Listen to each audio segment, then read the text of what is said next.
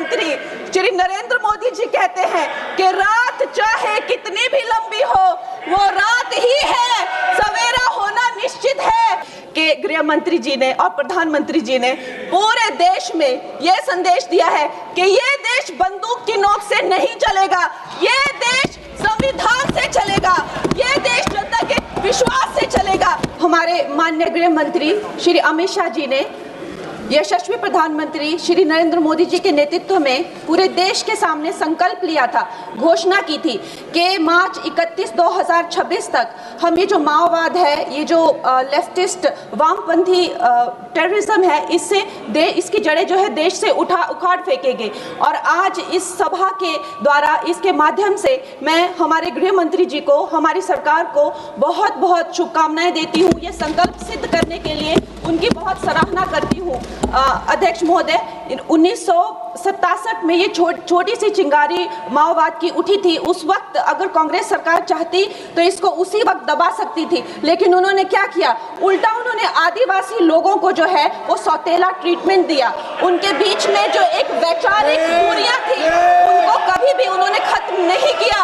और जब ये माओवाद की समस्या हम उनके सामने आई तो जैसे मेरे भाई संबित पात्रा ने पूरे देश के सामने आज बताया कि सोनिया जी और राहुल गांधी जी की वामपंथी सरकार प्लस उनके वामपंथी सलाहकार प्लस उनके जो वामपंथी मित्र और ये वामपंथी टेररिस्ट और इनको जो भी जितने भी फंडिंग होती थी, जो भी इनके हथियार होते थे, गोला बारूद होते थे, वो उन लोगों से आते थे जिनके साथ ये कांग्रेस की सरकार उठती बैठती थी। तो हम लोग क्या अपेक्षा कर सकते हैं? क्या कोई समझौता इनके बीच और वामपंथी उग्रवादियों के बीच हो सकता था? नहीं हो सकता था। और उसका क्या परिणाम हुआ कि ये जो वामपंथी उग्रवादी हैं ये बिल्कुल आउट ऑफ कंट्रोल हो गए। इन्होंने खून की नदियां बहा दी, इन्होंने 16,000 से ज्यादा अटैक किए, इन्होंने 2,000 से ज्यादा सुरक्षा कर्मियों को मार डाला, इन्होंने छोटे छोटे बच्चों की जो है वो जिंदगियां ले ली, वहां पे नरक बना दिया। इन्होंने तीन पीढ़ियां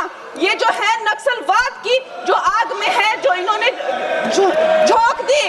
और जब इसके अंधेरे में पूरी तरह से जो ये क्षेत्र है जो डूब गए, जिन छोटे छोटे बच्चों के हाथ में लैपटॉप और कलम होनी चाहिए थी उनके हाथों में इन्होंने बंदूकें दे दी। अध्यक्ष महोदय, इन्होंने जब पूरी तरह से उनका भविष्य खत्म कर दिया तो पूरी तरह से अंधकार में तो अपना हाथ झटक लिया। इनको रेड कॉरिडोर बोल के, नो गो जोन बोलकर जो है पूरे देश में बदनाम कर दिया।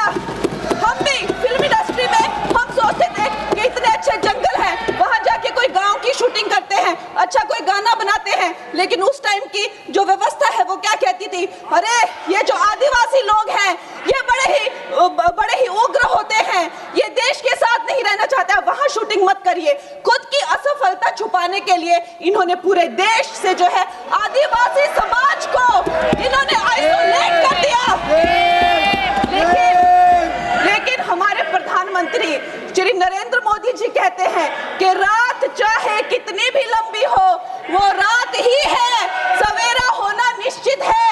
और 2014 में जब प्रधानमंत्री जी की सरकार आई और आज हम देखते हैं कि उन्होंने एक आदिवासी महिला को जो है वो राष्ट्रपति बनाया, उन्होंने हमारे सुरक्षा बलों को जो है वो सशक्त किया और उनको सशक्त करने के बाद उन्होंने वो रेड कॉरिडोर, वो भयानक नो गो जोन को जो है वापस लिया, वहां पे संविधान स्थापित किया। अध्यक्ष महोदय, मैं एक नई सांसद हूँ, मुझे 2 मिनट दीजिए। और खैर प्रधानमंत्री जी ने क्या विकास किया वहां पर, चाहे वो घर बनवाए हो, चाहे वो नल लगवाए हो, चाहे वो 70 लाख महिलाओं को 1,000 की मदद की हो, 21 किस्तों में 13,000 करोड़ दिए हो, या वहां पर जो है जितने भी काम किए हो वो मैं अगर शुरू कर दूं तो आज दिन से रात और रात से फिर दिन हो जाए तो उसमें मैं नहीं जाऊंगी। लेकिन मैं ये जरूर कहूंगी कि जो वहां पे डिजिटल पेमेंट्स हुई हैं उनका मैं बहुत ही ज्यादा सराहना करती हूँ। उससे जो नक्सलियों का जो वित्तीय नेटवर्क है वो टूटा है, जो वो वसूली का काम करते हैं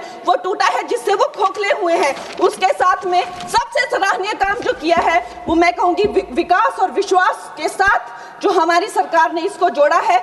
उसके उपरांत जो है उन्होंने जो समर्पण की नीति अपनाई है, 8,000 से ज्यादा युवा जो हैं वो समर्पण कर मुख्य धारा से जुड़े हैं, उनको 5 लाख की राशि और उनको रोजगार दिया जा रहा है। महोदय जी, मेरे पास कहने के लिए तो बहुत है, लेकिन मुझे बहुत ही कम समय मिल रहा है। सदन के पास समय नहीं है। इस तरह की नीति हमने दोगो में भी अपनाई है और वहाँ भी बोडो में, आसाम में भी 10,000 से ज्यादा लोगों ने समर्पण किया है। और मैं अंत में अध्यक्ष महोदय जी, मैं यही कहना चाहूंगी कि गृह मंत्री जी ने और प्रधानमंत्री जी ने पूरे देश में यह संदेश दिया है कि ये देश बंदूक की नोक से नहीं चलेगा, ये देश संविधान से चलेगा, ये देश जनता के विश्वास से चलेगा। फिर से मैं अपनी सरकार को बहुत बहुत बधाई देती हूँ। धन्यवाद।